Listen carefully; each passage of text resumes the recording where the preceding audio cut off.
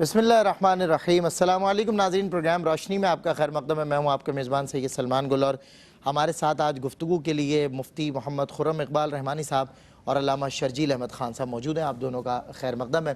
قربانی کے حوالے سے ظاہر ہے ہمارے یہ 3 روز میں نے کل جس طرح عرض کیا تھا کہ قربانی کے جو مسائل ہیں، قربانی کے جانوروں کے حوالے سے اور دیگر قربانی کی فضیلت، قربانی کی اہمیت، اس کی امپورٹنس اینڈ ویلیوز پہ بات کریں گے۔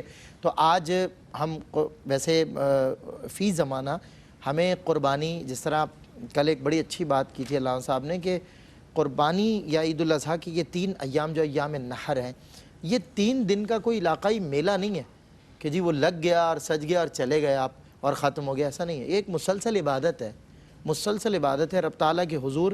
یہ ایک تسلسل ہے ہر سال کے دہرائے جانے کا، اور یہ بھی اس کے محبوب پیغمبر کی ادا ہے جس کی نقل آپ کر رہے ہوتے ہیں، اور اللہ رب العزت اس نقل کے بدلے آپ کو عبادت اور نہ جانے کتنے آپ کو ثواب عطا فرماتا ہے، اور اللہ آپ سے پہلے ہی فرما دیتا ہے۔ ظاہر جہالت کے دور میں جب یہ ہوتا تھا کہ جی اس کا گوشت اور اس کے خور اور اس کا خون عزا کے نام، لات کے نام، منات کے نام، تو اللہ رب العزت نے اسی لیے یہ کانسیپٹ ہی کلیئر فرما دیا۔ اللہ رب العزت فرماتا ہے نہ اس کا گوشت مجھ تک آئے گا، نہ اس کا خون مجھ تک آئے گا، مجھ تک آئے گی وہ نیت جو تمہارے اندر چھپی ہوئی ہے۔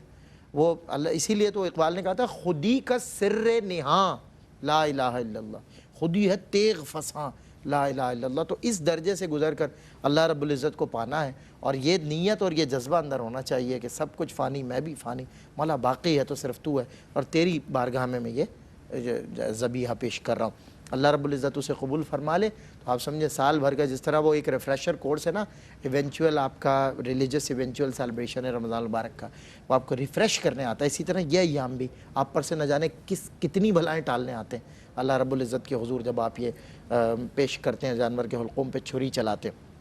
اچھا، بال پروگرام کا آغاز کریں گے۔ ایک بات میرے ذہن میں ہے اور جو کرنی بہت ضروری ہے کہ 2 بوند پاکستان کی خاطر ایک کیمپین آپ نے A R Y group of companies, A R Y کے سارے چینلز پہ آپ نے ملاحظہ فرمائی ہے۔ پاکستان کے مستقبل کی خاطر، مستقبل کے معماروں کی خاطر، یہ جو نسل ہے، یہ جو اب پنپ رہی ہے، بڑھ رہی ہے، بڑا ایک جنریشن گیپ بھی ہے، اور میں 4th کی نہیں 5th 6th اور 7th اور 8th جنریشن تک پہنچ چکے ہیں۔ بڑا ایک گیپ آ گیا ہے ان 10-20 سالوں میں۔ بہت ڈیجیٹل ایرا بن چکا ہے، ڈیجیٹل میڈیا کی طرف بہت سارے لوگوں کا دھیان، اور چھوٹے چھوٹے بچے اب اس طرف بڑھ رہے ہیں۔ تو یہ بچے مستقبل میں ڈیجیٹل ورلڈ کے اندر بہت زیادہ ترقی کریں گے، اس کے علاوہ سائنٹیفک ورلڈ کے اندر بہت زیادہ ریسرچ بیس ورکس میں بہت آگے نظر آئیں گے۔ تو اگر ان بچوں میں سے کوئی بچہ، آپ کا میرا بچہ، ذرا تصور کیجئے اللہ نہ کرے ایک مسلسل معذوری کا شکار ہو گیا، تو سوچیں اس بچے کے مستقبل کا کیا ہوگا، اور اس بچے پر محیط پاکستان کے مستقبل کا کیا ہوگا۔ لاکھوں بچوں کے درمیان بیٹھا ہوا ایک معذور بچہ الگ دکھائی دیتا ہے، اور ایک وہ سمپتھی کا جذبہ ایک الگ چیز ہے، لیکن مسلسل اس کی یہ معذوری اگر پولیو کے مرض کی شکل میں ہوئی تو اس کے ذمہ دار میں اور آپ ہوں گے، جو صرف محض یہ سوچ کر قطرے نہیں پلواتے تھے کہ نہ جانے یہ اس کے ان قطرات میں کیا ہے، کیا سازش ہے، کچھ بھی نہیں ہے۔ یہ قطرات آپ دیکھیں KPK میں جہاں یہ معترضین بہت زیادہ اٹھتے تھے، اب وہاں بھی الحمدللہ ٹیمیں کام کر رہی ہیں حکومت پاکستان کی، اور وہاں بھی بچے کو پولیو کے قطرے آپ کے دروازے پر آتے ہیں، آپ کے بچوں کی خاطر آتے ہیں، آپ کی بھلائی کی خاطر آتے ہیں، اور تو انہیں دروازے سے جھڑکیے نہیں بلکہ انہیں داخل کیجئے، بچے پیش کیجئے، اور اپنی آنکھوں کے سامنے پولیو کے قطرے اپنے بچوں کو ضرور بالضرور لازمی پلوائیے کہ یہ آپ کی اولاد کے لیے کل ایک بہت بڑا ایک بھلائی والا عنصر ہے، بجائے اس کے کہ آپ ایک نہ ختم ہونے والے غم اور حزن کے ساتھ جئیں۔ بہتر ہے کہ آپ اپنے بچوں کو پنپتے ہوئے دیکھیں، ترقی کرتے ہوئے دیکھیں، اور ظاہر ہے یہ پولیو سے بچاؤ جو ہے یہ بہت ضروری ہے، اور پاکستان اب بھی ان چند ایک ممالک میں سے ہے جہاں پولیو کی کوئی شرح کمی ہے لیکن باقی ہے، تو اسے ختم کرنا ہے اور عزم کرنا ہے کہ ہم نے پولیو کے قطرے اپنی آنے والی نسلوں کو پلانے۔ میں مفتی خرم اقبال رحمانی صاحب اور علامہ شرجیل احمد خان صاحب سے بھی گزارش کروں گا کہ مختصراً پولیو کے حوالے سے آپ بھی کوئی اس مہم میں اپنا حصہ شامل کریں۔ بسم اللہ الرحمن الرحیم والصلاة والسلام علی رسول الکریم، اما بعد۔ بلا شبہ یہ ایک بہت اہم موضوع ہے، اور ہم سمجھتے ہیں کہ بحیثیت عالم دین ہماری اپنی ذمہ داری بنتی ہے کہ اپنی قوم تک ایک اچھا پیغام پہنچائیں۔ اور پیارے آقا صلی اللہ علیہ وسلم کی حدیث مبارکہ بھی ہے کہ نیکی کی طرف اور بھلائی کی طرف بلانا، ایسا کہ گویا خود نیکی اور بھلائی کرنا۔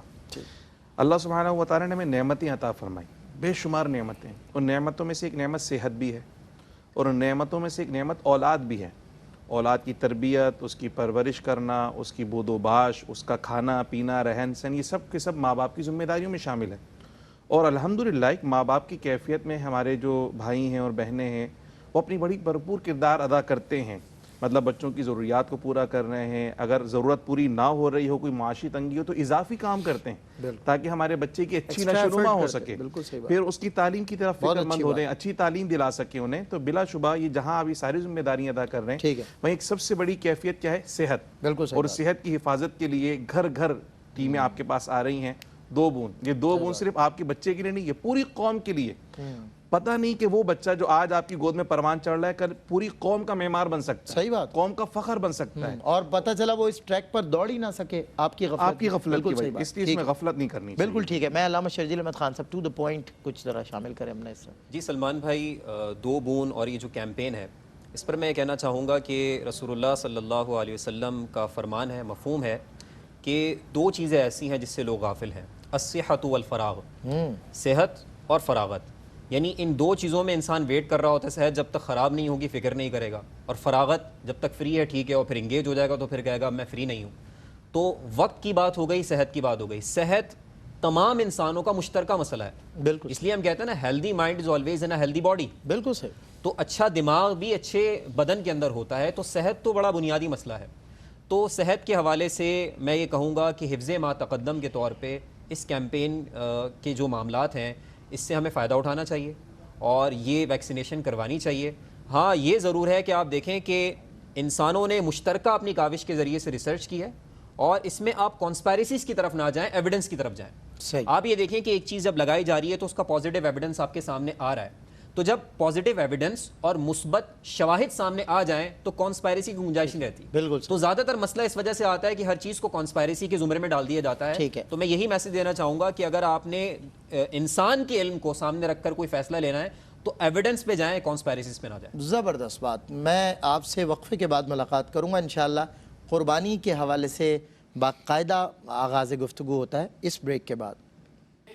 جی خوش آمدید ایک مرتبہ پھر آپ کا خیر مقدم ہے. پروگرام روشنی میں ہم قربانی کے مسائل, قربانی کی اہمیت, قربانی کے فضائل اس حوالے سے بات کریں گے. آج مفتی خرم اقبال رحمانی صاحب سے جاننا چاہتا ہوں کہ قربانی کی فضیلت کیا ہے, قربانی کی اہمیت کیا ہے, اس کی امپورٹنس اور ویلیوز پہ بات کیا جائے.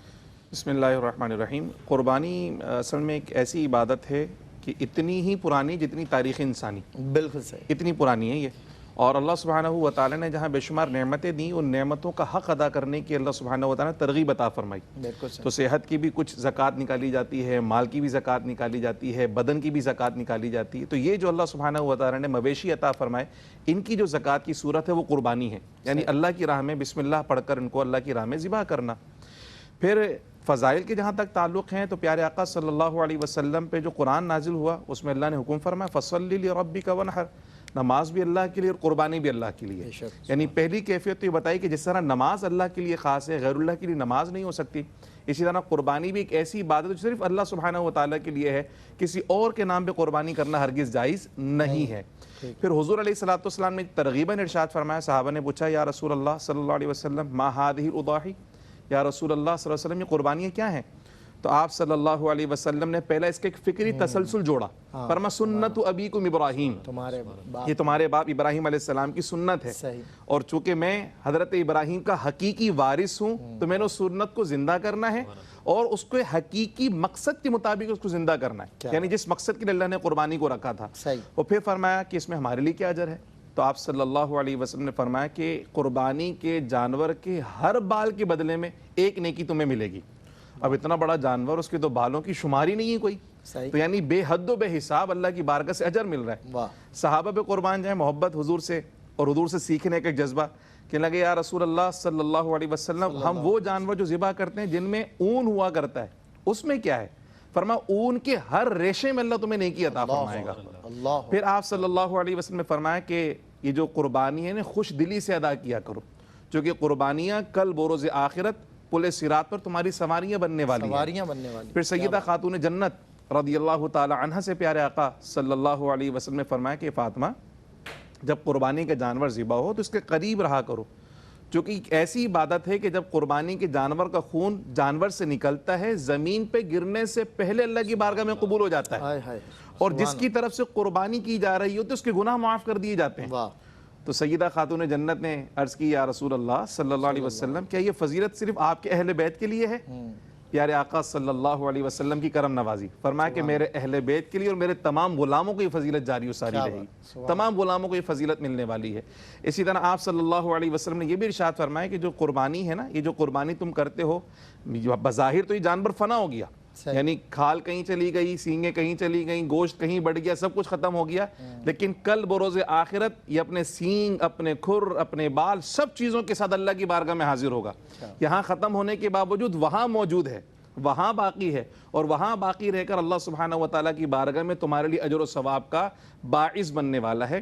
اس لیے ایک ایسا فکری تسلسل ہے کہ اللہ سبحانہ وتعالیٰ کے حبیب نے اس کو جاری فرمایا۔ اور پھر ایک تناظر یہ بھی ہمیں نظر آتا ہے کہ جہاں نعمتوں کی زکوٰۃ ہے وہیں یہ بھی ہمیں سکھایا جا رہا ہے کہ اللہ سبحانہ وتعالیٰ کی بارگاہ میں جب جانور ذبح کیا جا رہا ہے، جب جانور قربان کیا جا رہا ہے، تو ایک تو محبت نکلی اس کی، صحیح بات ہے، یعنی ابھی جب مانوس ہے، یعنی جانور خریدے جا رہے ہیں تو آپ دیکھتے ہیں کہ منڈی میں پسندیدہ جانور لایا جا رہا ہے، صحیح بات، تو وہ خوبصورت خوبصورت آنکھوں کو بھالا کہ بے شمار جانور کھڑے ہیں، لیکن آپ کو جو پسند آ رہا ہے، آپ کی، جو آپ کو پسند آتا ہے وہ خریدتے ہیں، حالانکہ سارے ہی اچھے ہیں، صحیح بات، لیکن جس کو جو پسند آتا ہے وہ خرید کے لے کر آتا ہے، اور پسندیدہ چیز اللہ کی بارگاہ میں قربان کر رہا ہوتا ہے۔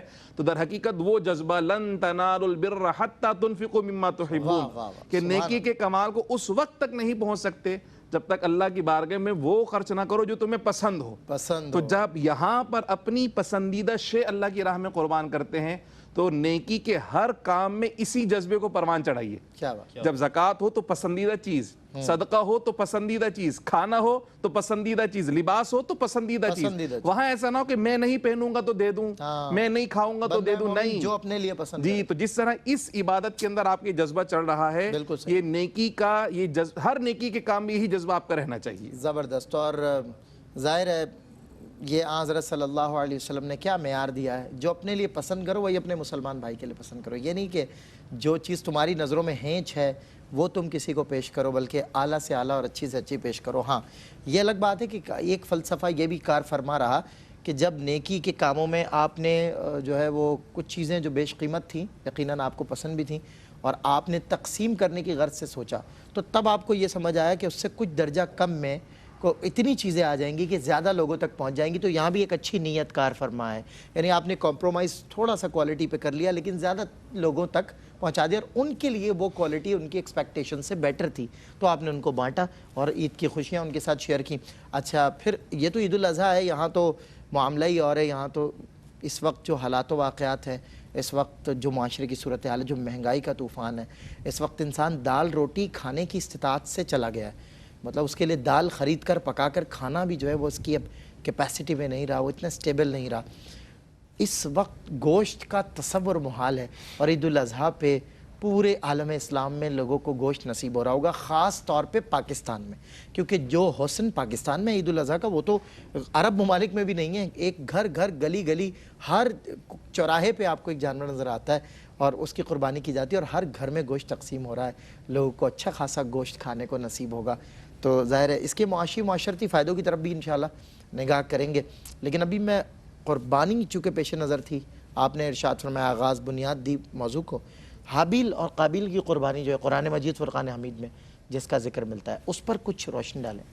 بسم اللہ الرحمن الرحیم، اللہم صلی علی سیدنا و شفیعنا و مولانا محمد و علی آل سیدنا و مولانا محمد و بارک وسلم۔ بہت بہت شکریہ سلمان بھائی۔ اور چونکہ ابھی ہم نے گفتگو سنی مفتی صاحب کی زبانی، اور اس میں بالخصوص پسندیدگی کا ایلیمنٹ اس پر بات ہوئی، تو یہ بات اسی سے جڑی ہوئی ہے۔ صحیح۔ اور قرآن کریم نے حابیل اور قابیل کے واقعے کو ذکر کیا، نام موجود نہیں ہے، یعنی نام تو ہمیں روایات سے پتہ چلتے ہیں، صحیح، لیکن اس اعتبار سے ذکر کیا کہ آدم علیہ السلام کے دو بیٹے، ان کے درمیان یہ جو واقعہ ہے، تو سورہ مائدہ کے اندر اس کا تفصیل سے ذکر موجود ہے۔ تو وہ جو پورا واقعہ ہے قرآن نے اس کو بیان کیا ہے اس کا اوریجن دینے کے لیے۔ صحیح، یعنی جب ہم یہ جاننا چاہیں، اور یہ اصول یہی ہے کہ جب آپ کسی عبادت کو سمجھنا چاہتے ہیں تو اس کا اوریجن آپ کو پتہ ہونا چاہیے کہ آغاز کیسے ہو رہا ہے، بالکل صحیح، ابتدا کیا ہے، اوریجن سے آپ کو اس کا فلسفہ سمجھ میں آ جاتا ہے۔ صحیح۔ تو قرآن کریم میں سورہ مائدہ کے اندر جو ذکر ہوا وہاں پر یہ بات بتائی گئی کہ اے نبی آپ لوگوں کو بتائیں آدم علیہ السلام کے دو بیٹوں کے بارے میں، ان کا واقعہ بیان کریں. اذ قربا قربانا فتقبل من احدہما ولم یتقبل من الآخر، کہ جب ان دونوں نے اپنی اپنی قربانی اللہ کی بارگاہ میں پیش کی تو ان میں سے ایک کی قبول ہو گئی، دوسرے کی قبول نہ ہوئی. صحیح. اچھا، اب ایسا کیوں ہوا؟ اس کا پورا بیک گراؤنڈ آپ کو تفسیر کے اندر ملتا ہے، روایات کے تھرو ملتا ہے. وہ کیا ہے کہ دونوں کا پہلی بات تو پیشہ ڈیفرنٹ تھا. صحیح. دونوں بھائی ہیں حابیل اور قابیل. حابیل کا جو پیشہ ہے وہ بھیڑ بکریاں چرانا، یہ سارا کام ہے، اور جو قابیل ہے اس کا کھیت اور وہ سارے معاملات کو دیکھنا ہے، اور کسان کا، فارمر کا پیشہ آپ کہہ لیں. تو ان کا بیک گراؤنڈ روایات میں یہ ملتا ہے کہ حابیل نے تو جو قربانی پیش کی وہ بہترین مہنڈا پیش کیا، بالکل بہترین جانور کی سلیکشن کر کے اللہ کی بارگاہ میں اخلاص کے ساتھ پیش کر دیا. اور جو بڑا بھائی تھا قابیل، اس نے وہ جس کو آپ کہہ لیں نا کہ مال تو پیش کیا لیکن ردی مال کا انتخاب، اس کے اندر بھی خرابی اور ایک آئیڈیل چیز اللہ کی بارگاہ میں پیش نہ کی. تو اس وقت میں روایات میں بات سامنے آتی ہے کہ قبولیت کا معیار اللہ کی طرف سے یہ تھا کہ آگ آسمان سے آتی تھی اور وہ جس کو کھا جائے گی تو سمجھ لیجئے کہ وہ قربانی قبول ہو گئی. تو ایسا ہی ہوا، آگ تو آئی لیکن جو قابیل نے پیش کیا وہ ایسے ہی رہ گیا، اور حابیل کا جو تھا مال وہ اس کو آگ نے کھا لیا، اللہ کی بارگاہ میں مقبول ہو گئی. تو اس کو پھر قرآن نے آگے مزید بیان کیا کہ وہیں پر اس نے کہہ دیا اور اپنے بھائی کو قابل نے کہا کہ اب میں تمہیں قتل کر دوں گا. یعنی جو حسد کی آگ تھی وہیں سے شروع ہو گئی کہ ایسا کیسے ممکن ہے کہ میں پیش کروں اور میں مردود ٹھہرا اور مجھے نہیں پسند کیا گیا. تو آگے کا سینیریو قرآن نے بیان کیا کہ بنیادی طور پہ جو قربانی اللہ کے لیے تھی، اس کا قرب حاصل کرنے کے لیے تھی، تقوی کے لیے تھی، پرہیزگاری کے لیے تھی، اللہ کی محبت میں تھی، وہ قبول ہے. تو یہ اس پورے واقعے کے اندر اوریجن مرکزی طور پہ سامنے آتا ہے کہ جب جب قربانی اللہ کے لیے خالصتاً پیش کی جائے گی اور بہترین چیز کا انتخاب کیا جائے گا، ردی مال کا انتخاب نہیں کیا جائے گا جو آپ اپنے لیے پسند نہیں کر رہے، وہ آپ اللہ کی بارگاہ میں دے رہے ہیں. اور تیسری بات یہ کہ اس کے اندر کوئی دنیا کا ایلیمنٹ پایا نہیں جائے گا تو وہ اسی طرح قبول ہوگی جس طرح حابیل کی قربانی قبول ہو گئی. واہ. اور اگر ایسا نہیں ہو تو وہ انجام قابیل کا سامنے موجود ہے. تو پورا آگے واقعہ بیان ہوتا ہے کہ کس طرح اس نے قتل کیا اور وہ آگے بڑھا، وہ ظالم ٹھہرا، اور پھر وہ کوے کی پوری وہاں پر ایک داستان موجود ہے کہ اسے پتہ نہیں چل رہا تھا کہ میں اب اس کا کروں کیا لاش کا، اپنے بھائی کے لاش کا. تو اللہ رب العزت نے غراب کے ذریعے، غراب یعنی کوے، ایک جانور کے ذریعے سے، کوے کے ذریعے سے بات سمجھائی کہ اس کو دفن کر دیا جائے. دفن کر دیا. تو اس وقت اس کو احساس ہوا کہ میں تو اپنے بھائی کا یہ معاملہ کرنے سے بھی قاصر ہوں، ایک غراب مجھے یہ بات سمجھا رہا ہے اپنے بتلا دیجیے، اور میں نے جو ہے وہ اپنے تیش میں اور اپنی عقل میں یہ میں کیا کر بیٹھا.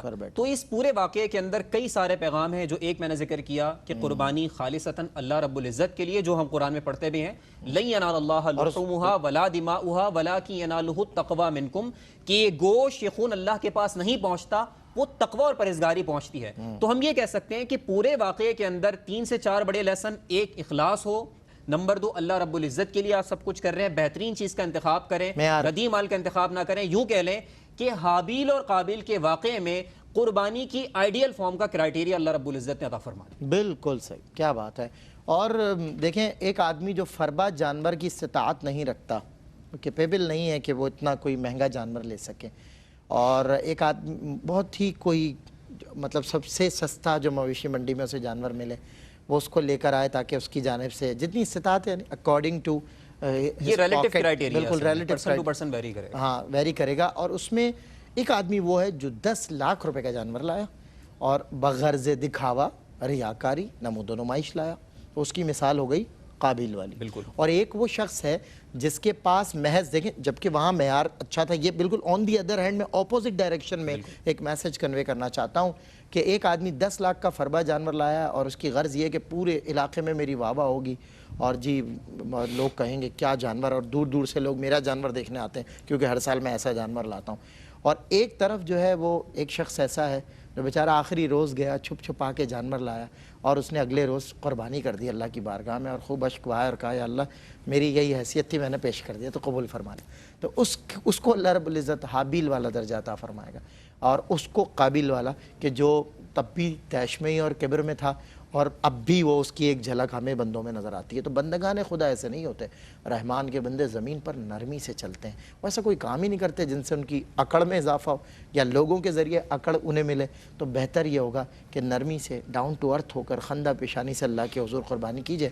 20 لاکھ کا جانور لائیں اگر اللہ نے نوازا ہے، یا 20,000 کا لائیں، مگر غرض، غایت، نیت اور مقصد، کاز پیش نظر رہے، کوئی دوسری بات پیش نظر نہ رہے. بریک کے بعد کرتے ہیں ملاقات.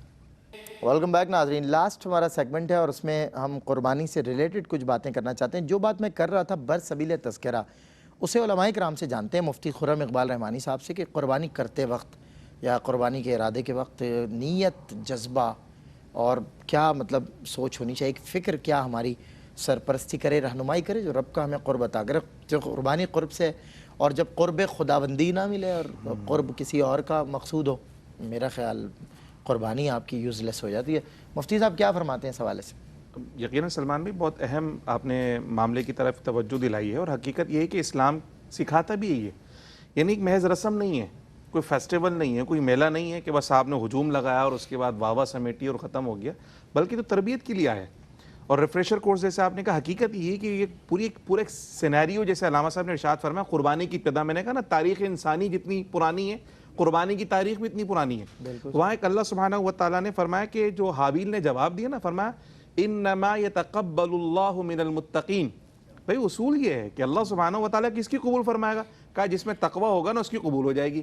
اس میں مجھ سے کیوں جھگڑا کر رہے ہو؟ اگر تمہاری قربانی قبول نہیں ہوئی، اس میں میرا قصور نہیں، تمہارا اپنا قصور ہے. یعنی انسائٹ دیکھو، اپنے اندر دیکھو کہ وہ آخر کیا خرابی تھی جس کی وجہ سے اللہ نے قبول نہیں فرمائی، اور وہ کیا وجہ ہے کہ میری قبول ہو گئی.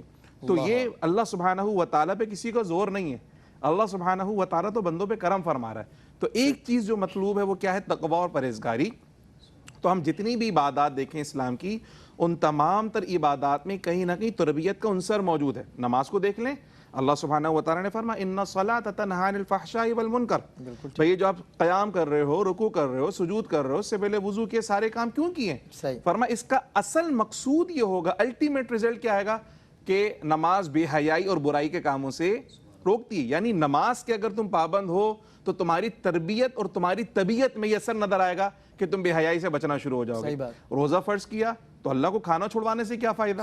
اللہ نے تو دیا اس لیے کہ کلو وشربو، کھاؤ پیو، خیر الرازقین. لیکن صبح سے لے کے شام تک جو کھانے سے روکا، فرمایا لعلکم تتقون. تقوی و پرہیزگاری کا عنصر تمہارے اندر پیدا کرنا مقصود ہے، اس لیے تم پہ روزے فرض کیے گئے. حج کو بھی دیکھیں تو فرمایا ولا رفث ولا فسوق ولا جدال فی الحج.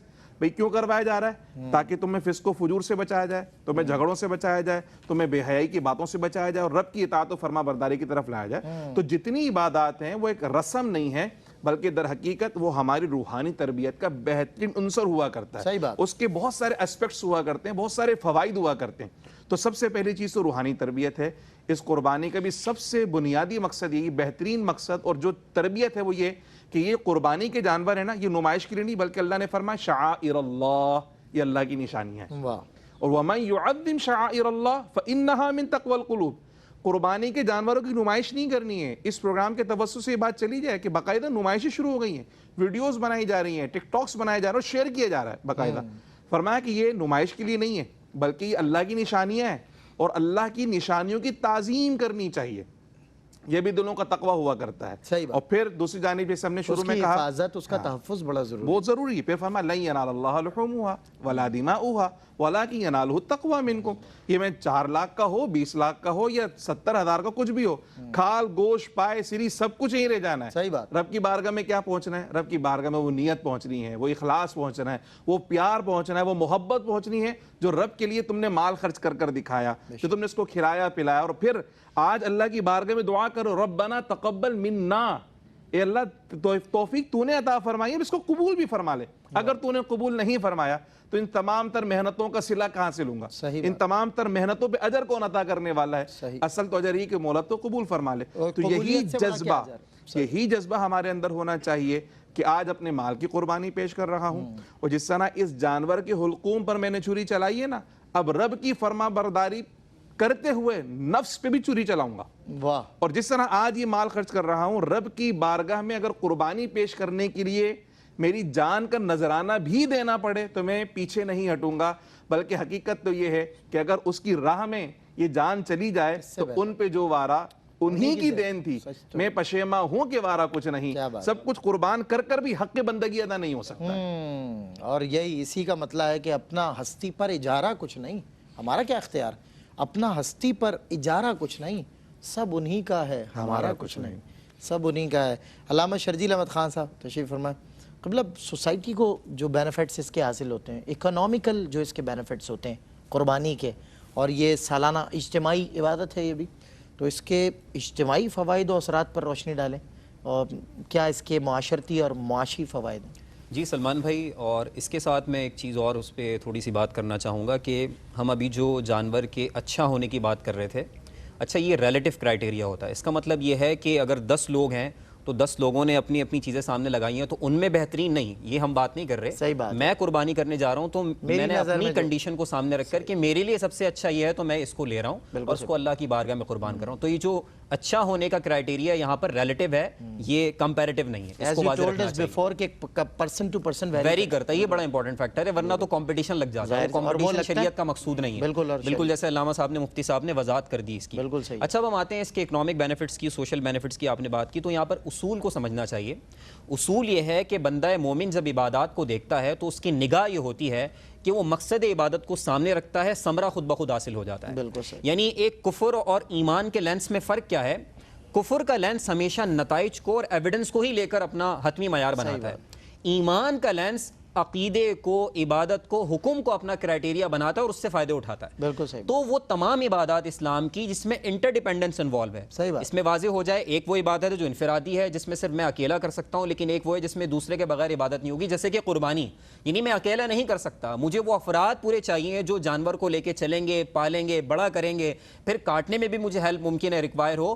تو یہ وہ عبادت ہے جس میں انٹر ڈیپینڈنس ہے. اب یہاں پر یہ بات واضح ہونی چاہیے کہ اسلام کی وہ تمام عبادات جس میں ایک سے زیادہ لوگ انوالو ہونا لازمی ہوتے ہیں، انٹر ڈیپینڈنس ہوتی ہے، وہ خود بخود معاشرے کو فلاح کی طرف لے کر چلے جاتے ہیں. یعنی اس کا اثر یہ ہوتا ہے کہ معاشی بینیفٹس حاصل ہو جاتے ہیں. یعنی یوں کہہ لیجئے کہ اس عبادت کے نتیجے میں خود ایک نظام وجود میں آ جاتا ہے. صحیح بات. اور وہ ہم آتے ہوئے دیکھ رہے ہوتے ہیں کتنے لوگوں کا روزگار وابستہ ہو گیا، کام وابستہ ہو گیا، ضروریات وابستہ ہو گئیں، بالکل بے شمار خریدنے والے. پھر الٹیمیٹلی سوشل بینیفٹس کی بات کریں تو سوشل بینیفٹ اس وقت حاصل ہوتے ہیں، معاشی بینیفٹ تو حاصل ہو گئے، سوشل بینیفٹ اس صورت میں سلمان بھائی حاصل ہوں گے جب اس عبادت کی روح ڈیمیج نہ ہو. جیسے ابھی ہم نے بات کی، جب ریاکاری کا ایلیمنٹ آتا ہے، سب ایک دوسرے کو دکھا رہے ہیں تو سوشل بینیفٹس کل ہو گئے. یہاں پر قربانی کے وہ حاصل ہی نہیں ہو رہے معاشرے میں. کیوں ہمیں حاصل نہیں ہو رہے؟ کہ قربانی کی روح اور اسپرٹ کو ہم نے چھوڑ دیا.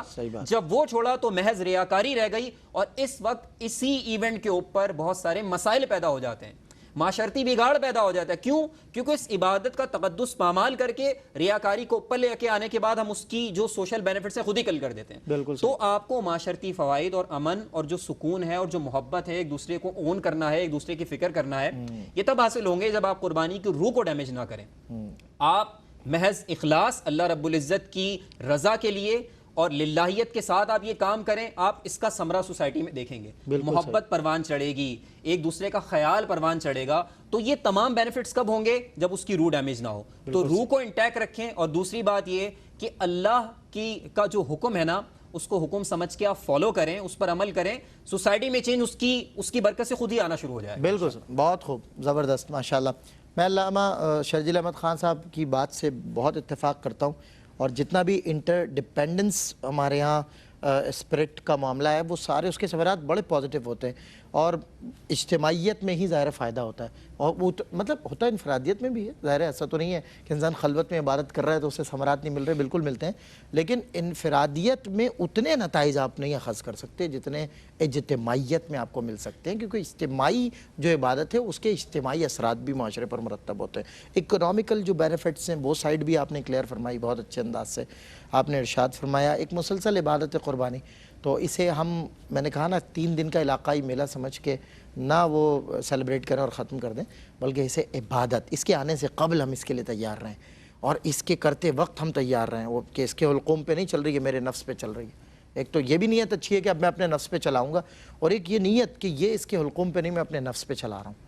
اور اللہ رب العزت کی حضور اگر میں اس کی جگہ ہوں تو میرا سر حاضر ہے، میری گردن حاضر ہے. حضور کچھ اس حوالے سے آج کا جو ذرا قربانی کا موضوع تھا، کیا سبق ملتا ہے، کیا درس ملتا ہے؟ آپ پیغام دیجئے حضرت، پیغام دیں، ہم اجازت طلب کریں.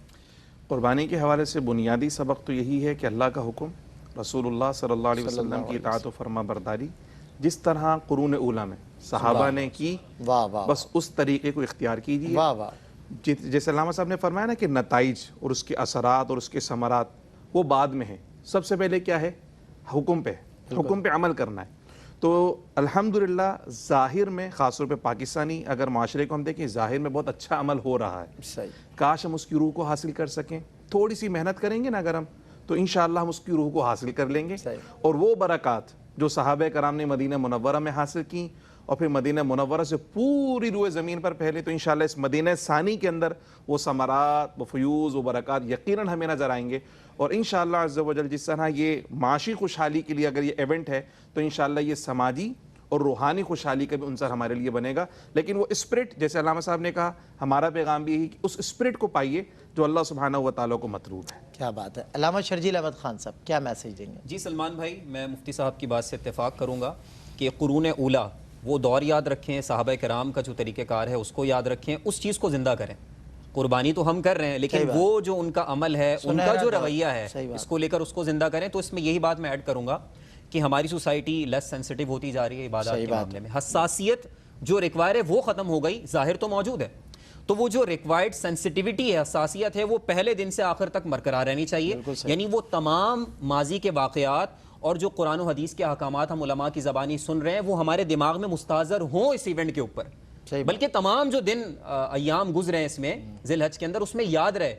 وہ جب یاد رہے گا تو اس مینٹل ماڈل کا نتیجہ ہمارے رویے پہ ریفلیکٹ ہوگا. صحیح بات. وہ رویے پہ ریفلیکٹ ہوگا تو اصل خود بخود حاصل ہو جائے گا. بالکل صحیح آپ فرما رہے ہیں. اور جہاں لیس سینسٹیوٹی کی آپ نے بات کی وہیں لیس رسپانسبلٹی ہو گئی، وہیں لیس پازیٹیوٹی ہو گئی، وہیں لیس آپ کہہ لیں کہ ہم سرٹینٹی ہو گئی. ہم ہر چیز سے دور ہوتے چلے جا رہے ہیں. ہمارا تیقن گمان اور گمان سے بھی باہر نکل گیا. اب ہمیں مطلب اب یہ اس گمان میں تو ہم ہے ہی نہیں نا کہ قربانی ہم کر کس لیے رہے ہیں، یہ قبول ہوئی ہے، یہ باتیں تو اب ہے ہی نہیں. اب تو یہ باتیں جی اتنا نکلے گا، اتنا بٹے گا، یہ ہوگا وہ ہوگا، اور میں اتنا لے آؤں گا، اس دفعہ میں نے پلان کا چیک اینڈ بیلنس کر لیا، اتنے پیسوں کا اتنا جانور آ جائے گا. میرے بھائیوں کس راہ پہ چل پڑے ہو، کس تصور کے پیچھے تم چل پڑے ہو. مطلب اتنے بے حس ہو گئے ہم، اور اتنے مطلب اناپ پرست ہو گئے کہ قربانی کا جانور بھی ہمارے لیے، اور اس کے فوائد بھی ہمارے لیے، اور اس کا گوشت بھی ہمارے لیے، اور یہ قربانی بھی ہمارے لیے. اللہ کے بندوں، ہمارا تو کچھ بھی ہمارا نہیں ہے. حضرت نے فرمایا تو سب کچھ اسی کا ہے. آپ کو پتہ ہے اسلام ڈکٹیٹرشپ کا کانسیپٹ پیش کرتا ہے، اور اس میں ڈکٹیٹرشپ اگر کسی کی ہے تو وہ اس کی ہے، بس ایک ہی بادشاہ ہے، اور ہمیں اسی کی جو ڈکٹیٹ اس نے ہمیں کیا ہے ہمیں اسی پر چلنا ہے. اور یہ قربانی کو ہمارا کوئی پرسنل ایلیمنٹ یا کوئی پرسنل ایکٹ تو تھا نہیں. یہ تو ہمیں ہمارے جب نبی محترم صلی اللہ علیہ وسلم سے صحابہ کرام نے پوچھا، کہا تمہارے باپ، تو ہمارے باپ ابراہیم علیہ السلام کی یہ ادا ہے جس کو ہم دہراتے ہیں. تو مجھے بتائیے کیا ابراہیم علیہ السلام اپنے لیے قربانی کر رہے تھے؟ تو ابراہیم علیہ السلام کسی مینڈے کو تو لائے نہیں تھے، تو آپ کے لیے سہولت ہوئی ہے. آپ تو اپنے بیٹے کو لا کے قربان کر رہے تھے. تو فلسفہ کیا تھا جو علماء کرام برسوں سے اور آج بھی سمجھایا، آپ کو کوشش کی، اپنا حصہ، اپنا پارٹیسپیشن پیش کیا. فلسفہ یہ تھا کہ رب کے حضور اپنی قیمتی ترین شے، اپنا وہ بیٹا جو منتوں مرادوں کے بعد ابراہیم علیہ السلام کو نصیب ہوا، بس امر ہو گیا. اور پھر اس کے بعد دیکھیں نا یہ اعلان کروانا، بیٹا بھی تو دکھائے نا بیٹا کیسا ہے، بیٹا کیا کہتا ہے. اگر چاہتے تو یہ امر کر گزرتے آپ نے بیٹے سے کہا، اور قرآن نے محفوظ کیے آپ کے کلمات اور بتایا کہ دیکھو باپ ہو تو ایسا ہو، بیٹا ہو تو ایسا ہو. یعنی باپ کہے یا رب میں بھی تیرا، میرا بیٹا بھی تیرا، یہ سب تیرا دیا ہوا ہے، تو جب چاہے واپس لے لے، جیسے چاہے مطالبہ کرے، ہم پیش کریں گے. قربانی کا جانور منڈی جانے سے لے کر گھر لانے تک، اور گھر لانے سے قربان کرنے تک، قربان کرنے کے بعد اس کے گوشت کے بٹوارے تک ایک ہی مقصود ہونا چاہیے، ایک طلب ہے، ایک ہی خو، لا الہ الا ہو. اب تو ہے اور تو ہی تو، لا الہ الا ہو. اجازت دیجئے اپنے ناظرین سے. سلمان گل کو انشاءاللہ کل ہوگی آپ سے ملاقات. امید ہے کہ آپ کو علماء کرام کی گفتگو سے بہت فیض ملا ہوگا. خدا را اس پہ عمل کیجیے گا. السلام علیکم ورحمۃ اللہ. ناظرین، اگر آپ ایسی ہی مزید ویڈیوز دیکھنا چاہتے ہیں تو ہمارا ARYQ-TV کا چینل سبسکرائب کیجئے اور بیل آئیکن کا بٹن دبانا نہ بھولیے تاکہ آپ سے کوئی پسندیدہ پروگرام مس نہ ہو جائے.